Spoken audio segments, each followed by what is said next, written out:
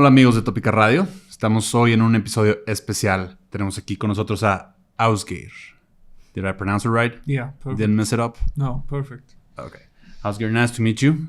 Nice to meet you. Thanks for taking the time to do this little interview. Yeah, my pleasure. So, for people that might know you as of right now, can you present yourself in a sentence? Yeah, well, I'm a musician from Iceland. From Iceland. And I've been releasing music for 13 years. 13? I'm releasing a new album next year. It's my 5th album. Mm-hmm. And this is my first time in Mexico, playing shows here for the first time. Exciting. I play music, all over. I'm all over the place, really. But yeah. I'm started in more folky vibe, and then I got into electronic music, and then I started to blend those two together, and yeah. They blended up pretty nicely, gotta tell you. Thank you. So it's the first time in Mexico? Yes. The first time you ever visit the country? Had you been for holidays? I've never been. No. So you told me that you've been here for 5 days now. You're accustomed to the heat already, everything? Yeah. The clothing is no issue? No, this is a bit too much actually for the weather here, but no, it's great.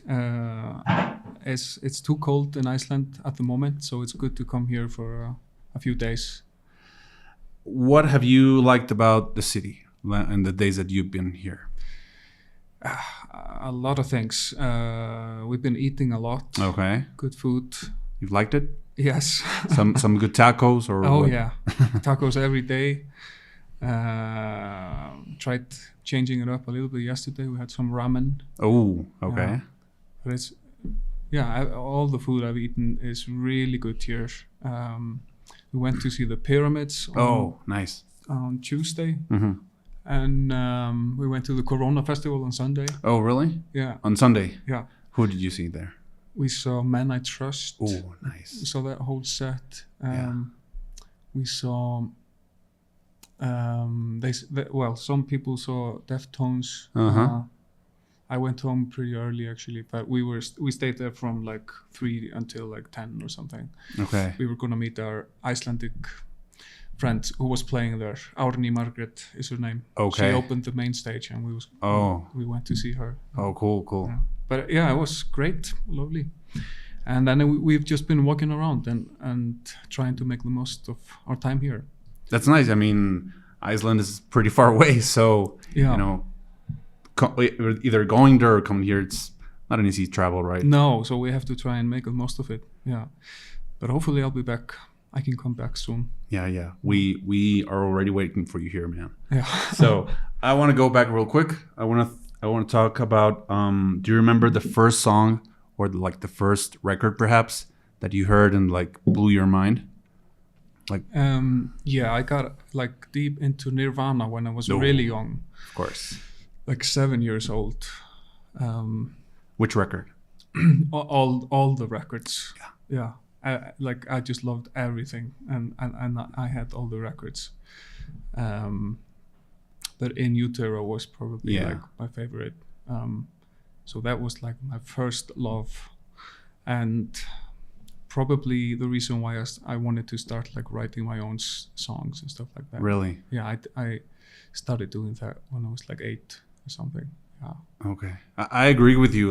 In Utero, I think it's the record that, it's what Kurt Cobain heard in his head. Exactly. Yeah. Right? Yeah. The closest. Yeah, but Nevermind has it is a really good album. But I heard that he wasn't too happy about the mixing or something, and then I was okay, I can. Then I started to dislike it a little bit more. But yeah. It's impossible to dislike because it has great songs. Yeah. But it's a bit too clean for what Kurt would have liked. Exactly. I think, right? Yeah. So is there a musical background in your family, or are you the black sheep? No, we're all musical. Really? Or most of us. My mom, she's an organist, and she's classically trained pianist and plays the organ and sings. and she's a music teacher. Okay. My dad plays the accordion. Oh, okay. And he writes poems. Mm. And he's written a lot of poems for me and my music. We work together a lot. Okay. Yeah. That's cool. Yeah. That's what I was gonna ask. Like, have they ever like contributed, like recording an instrument or something? You mentioned already vocally, right? Yeah. Well, yeah. Lyrically. Lyrically, yeah. I worked closely with him for a long time, you know, and still do. He made 2 poetry books. Okay. And I still go back to those and find some lyrics and write songs to them. You know. Okay. Yeah. Like keep it all in the family, right? Yeah, exactly. And my brother was like my main. I looked up to him when I was. Your brother? Yeah, he's Older? in a band. Yeah, he's in a band back home, which was or is quite popular back home. It's like a reggae band. Oh. Reggae is popular in Iceland. It's a reggae pop band, and I wouldn't have expected that. No, really. no. They were the first reggae band in Iceland. They started in the early 2000s. Oh. And got pretty successful back home. And I wanted to do everything I wanted to write songs and sing like he did. And, yeah. Is deviating real quick? Is Icelandic reggae like essentially different from Jamaican reggae? Is it like colder? Is it like I don't know, more ethereal, or is there any? Yeah, difference? I'd say so. Like just the music my brother makes is more like melancholy usually. Oh. Like he usually writes in minor chords. Okay. Yeah. So they become more melancholy. Okay. And he writes melancholic lyrics. But yeah, I don't know. I relate reggae to happiness and all that. But vibing, right? Yeah. And they have that, but it's more like also sadness. Okay. So that's probably like the Icelandic influence on the reggae thing. Can people find those songs in Yeah. What's the name of the band? It's called Hjálmar. Okay. Yeah, it's HJALMAR. Okay, it's good that you spell it for us because it's kind of tricky. Yeah. Before we went on air, I was telling you that for some reason I have a friend in Iceland. He's Mexican, but he lives there, and he had a son with an Icelandic girl. Yeah. And he told us that they have a kid, as I mentioned, and clarify this for ignorant people here in Mexico or whatever. Is there like limited amount of names in Iceland? Is that true?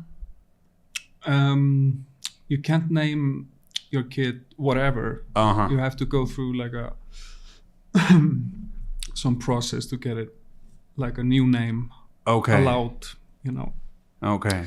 But people are naming their kids strange names. Okay, and they're allowed. Yeah, they get through the process and they okay. A bit of bureaucracy and they make it, right? Yeah. Okay. Most of them, yeah. He was like, there's like 30 names in Iceland, and I'm like, that can't be true. No, it used to be that way. Okay. Like the old names, like the traditional names, some people stick to those. And find that more like, Icelandic, sticking to the tradition. But a lot of people my age are doing things differently and just trying to finding new names. Okay. My friend's name, the kid is Sindri. Sindri, that's very traditional. Okay. Yeah. Saludos al buen Sindri. Now, I want to ask you about your music, okay? I understand that your first record was recorded in Icelandic, right? Yeah. Can you give me the name of the record? Because I have it here, but I can't pronounce it. Yeah, it's more complicated than my name. Okay. It's Dýrð í dauðaþögn. Okay. And it means? It means glory in the dead of silence. Like in the... Okay. Yeah. So it goes over to my next question. I read that it was the best-selling debut album in Icelandic history. Am I right? Yeah. It was a big accomplishment, right, for you? You proud of that? Yeah, sure. Yeah. And you later re-recorded it in English. Yeah, just really quickly after I did the Icelandic album, I signed to a label in London, and we started a discussion of if we should translate the album into English. And yeah, just a few months after I did the Icelandic album. So the Icelandic album came out in September 2012, and the English album early 2013. Yeah.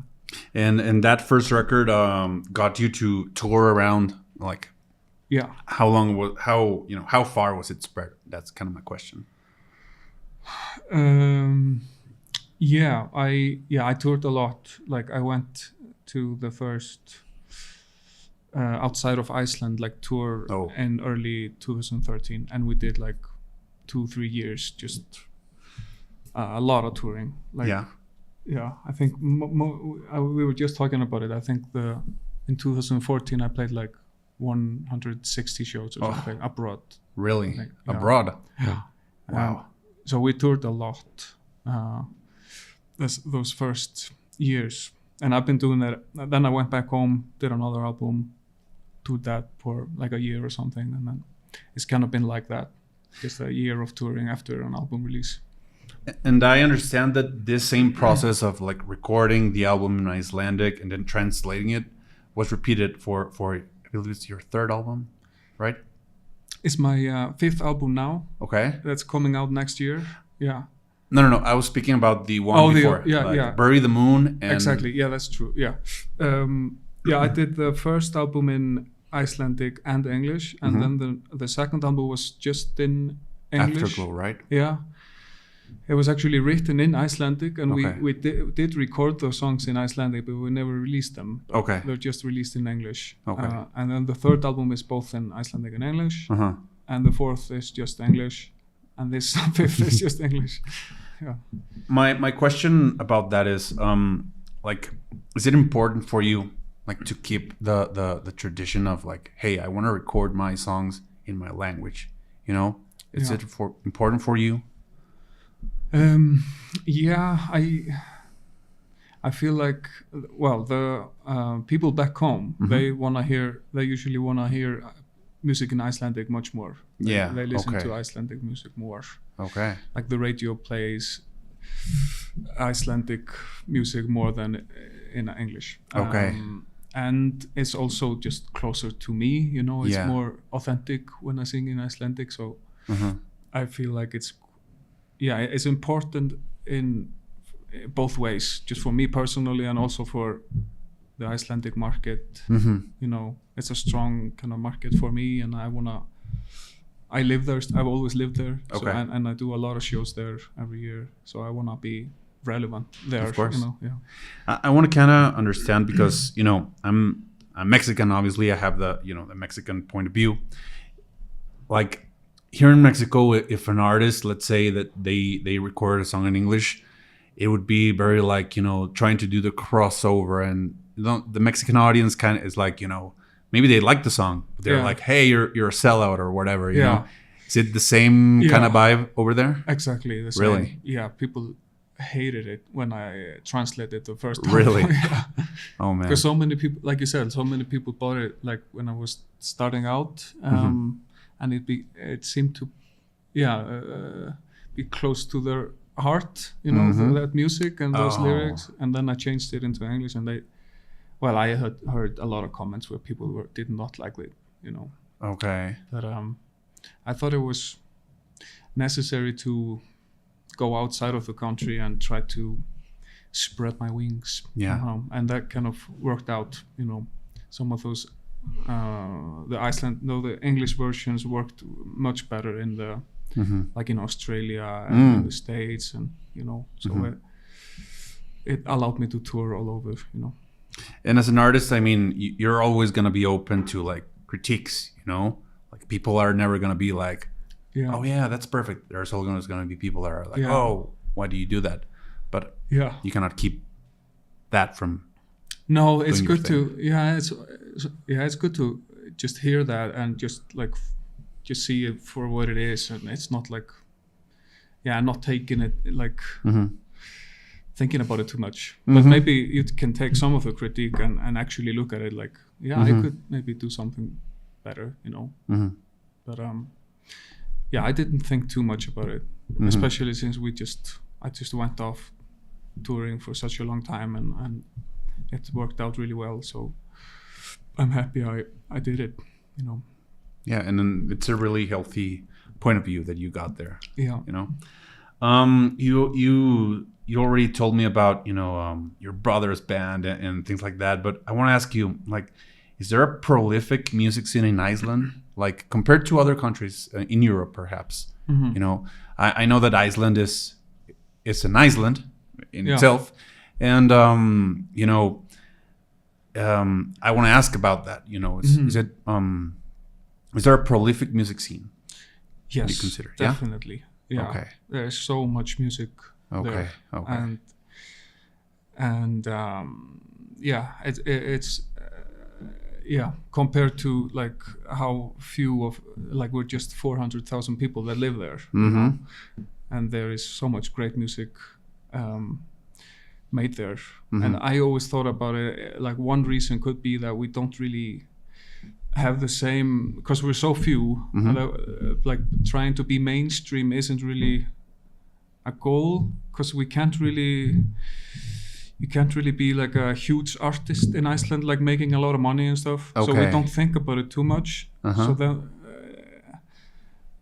so we start doing something different, you know, more for ourselves, truer to yourself. Right? Like not trying to fit into a mold that could work for the mainstream or something. And then that just works, you know. It grabs people's attention from all over the world. It's the theory, but but there's many things that go into it. There's also just very good, like, music schools all over the country, and most kids go pick up an instrument when they're young, you know. And it's encouraged by parents and by everyone to play music, or, you know. So it's like, you know, obligatory courses in school. Is that? No, it's something that you have to decide to do, but most parents like the option is there for you to the option is always there, and most parents like put their kid there, like my mom did when I was 7. Like, you're going into music school, I just bought this guitar and you're doing this. And it wasn't always like fun, but that's the way I learned, and, you know. Of course. Thinking about, like, I was thinking about music from Iceland, and obviously, like, the biggest example that we have is like Björk. Right. Is she in Iceland view like what I think it would be, like, oh, Björk? Is it view like that, or not really? I think it's more down to earth, but we're really proud of her. Though, like, everybody feels like they have like own a part of her. Like she's like national property. Yes. Okay. But it's not like this huge thing. She could walk down the street, like downtown, and Icelandic people would not be like running up to her or something. It would more be like, you know, like, leave her alone. But there's a lot of tourists in Iceland, though, and they would be more going up to her, I guess. But, but she's great. She was actually the one that she's on the same label as I am in London. Oh, really? Yeah, and she recommended me to the label to be put on there. So that's a good recommendation there. Yeah. I want to ask you about your upcoming record, right? The name of the record, if I got it right, is Julia. Yeah. It comes out in February of next year. Yes. Like, first of all, who is Julia? Well, that's a difficult question. Actually, it's a fictional character. It's not like a girl that I'm thinking about or something. Yeah, I just saw, like, after I made the album, I was deciding on an album title, and one song is called Julia, and it's about this. It's like a short story of this woman that takes her own life because of a heartbreak, and in my mind, I could see like a thread between that and a few other songs on the album. In my mind, I felt like Julia was all over this album, so okay. that's why I chose that. So you found the narrative thing over there. Yeah, like afterwards. Okay. Like not when I was actually like it wasn't intentional. Okay. It was more like afterwards and looking at the lyrics. I was like I can see a line through these songs in my head, but I would love to have like a bigger like a great story behind it. But no, yeah, that's great. She takes on like different forms in different songs. Okay. In my mind, yeah. Okay, yeah. It really is a great story, even though you think it's not. It's cool. I think it's gonna make it interesting for our audience. When we hear the record. Yeah. I'm gonna be listening to it. Cool. I've heard the 3 singles that came. I know that Sugar Clouds came out yesterday. Yeah. And I heard it. I really, it's not correct to say, oh, I like this one better, but this song stuck with me, Okay. And I really love the outro at the very end. Yeah. When there's like a little like a little lick of an organ that comes through. Yeah. It's really nice. Yeah. Do you remember how you came up with that moment?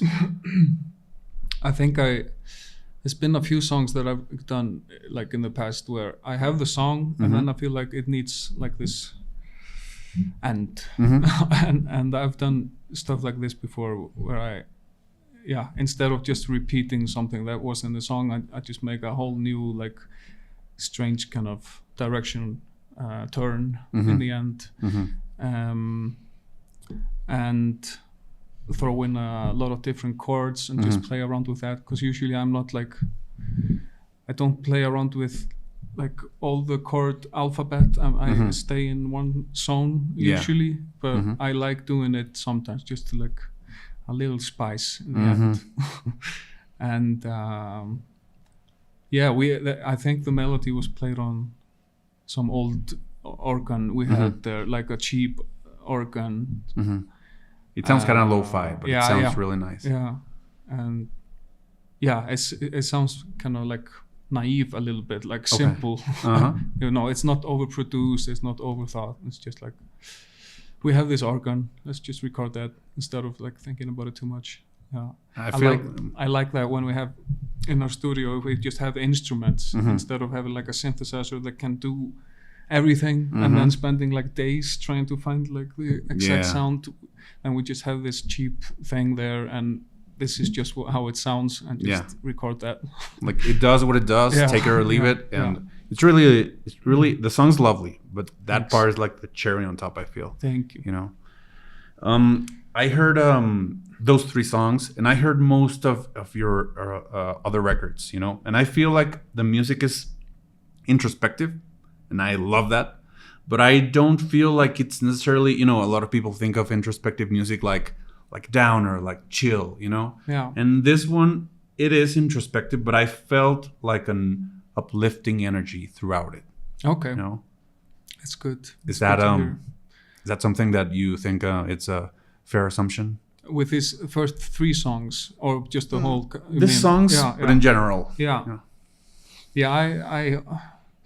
I think I usually write kind of like sad or melancholy songs, but I hope they have an uplifting feeling somehow, and they usually do. It can't be too much. Like it can't be too much of a downward spiral. Yeah. I think maybe there's a few songs I've done that I could say are more like that.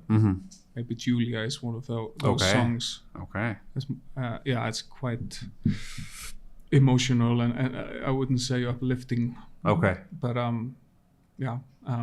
but most of the songs are hopefully give you the feeling of not just like a downer vibe. And the lyrics as well I think they're on this album, at least I feel like I'm a more optimistic now and like feel good now. Okay. And I think that shows in the lyrics. From your previous records, I especially heard "Time on My Hands," which is previous to this one, right? Yeah. Is that right? Okay. And I want to ask about a specific song, which is "Snowblind." I thought that maybe the title was like uber Icelandic or something. Yeah. But was it a single? I think it's like a clear single. Yeah, it was a single. Yeah. I felt like the production was really vibrant. Like it was like all over the place, the arrangements, but like well thought, well planned, well executed, you know.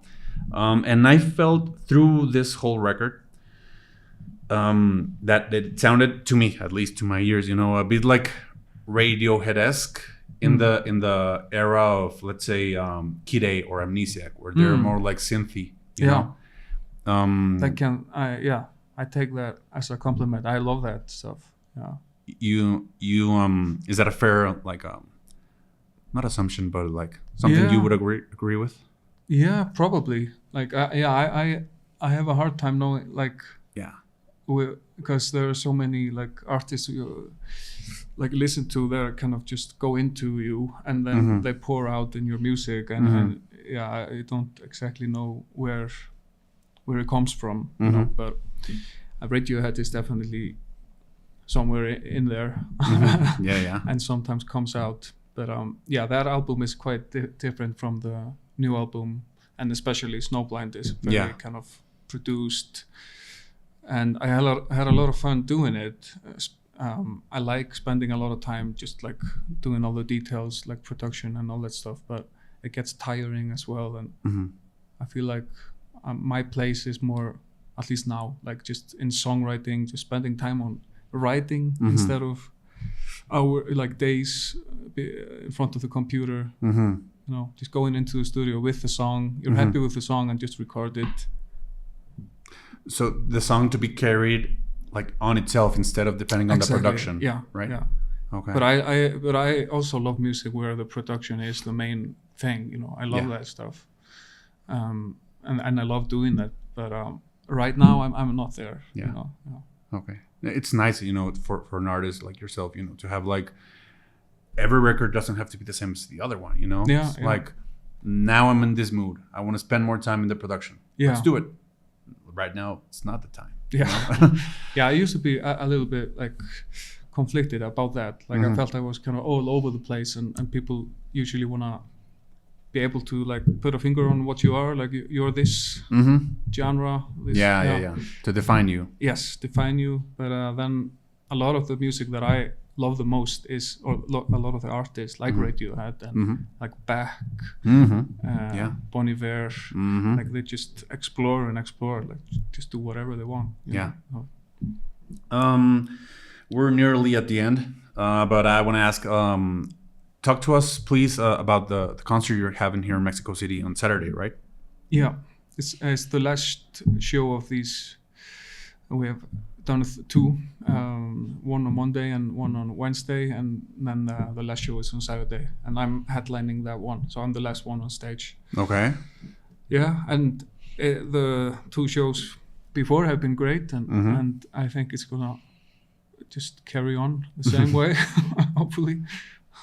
And Mexican audience are great, very attentive, just listening. I feel like I'm not talking over the songs, and good energy. Really? And I did some meet and greet after the show yesterday and met some fans. And it's good to see that I have some people here that listen to my music, so it's kind of cool.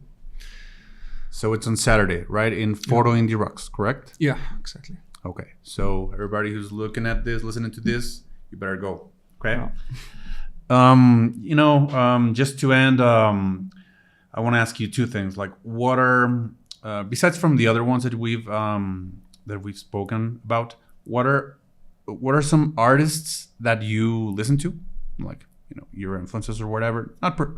Maybe not influences, whatever you want. And at the end, some artists from Iceland that you recommend for the Mexican audience to take a look. Yeah. I guess it would probably overlap. You know, I listen to Icelandic music a lot. I would recommend. Well, I told you about my brother's band. I recommend that one. There's one artist called Múkisson, which is was very influential on me growing up. Okay, so he's like an older generation from you. Yeah, he's like 10 years older or 15 years older than I am. Okay. Sigurós also. Oh yeah. Cow. Okay. just KK. KK. Yeah. And you pronounce a K in Cow. Iceland? Cow. Yeah. Oh, okay.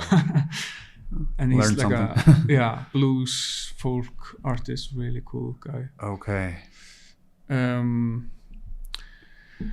And Árni Margrét, we did one song together. She's really cool. In which record did you? We did a single together. Oh, okay. It's called Part of Me. It's, Okay. Recommend her. She was playing at Corona Festival here. Oh, Yeah, on okay, Sunday. okay. Is the one that you hung out with? Yeah. Okay, yeah, cool, yeah. cool.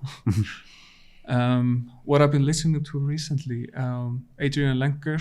Oh, Big Thief, right? Yeah, Big Thief. Oh, man. Yeah. Amazing band. Yeah. Do you like her solo Yes. stuff more? Well, not more, just the same. Yeah. I love. I pretty much follow everything that she does and they do. Yeah. Mm-hmm. I was listening to Cameron Winter, if you know him. Some cool like new music that I just discovered. Okay.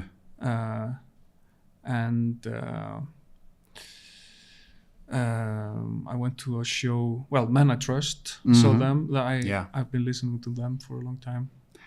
Yeah. Did you hear the record Ecus Asinus from them? Like the previous one. Yeah.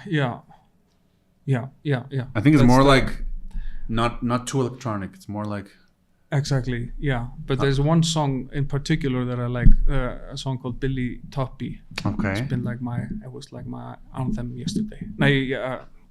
Last year. Oh, It was okay, like, okay. I was always listening to it. I'll take a listen to. And they played that. That was the last song they played at the Corona Festival. Oh, cool. So good. Cool that you saw them. Yeah. Ásgeir, thank you so much for your time. My pleasure. I really wish you have a great time in the city in these next days and a great show. Okay. Thank you. And I hope to see you on Saturday and see you again. All right. Thanks. Thank you so much, man. Muchas gracias, amigos. Nos vemos a la siguiente.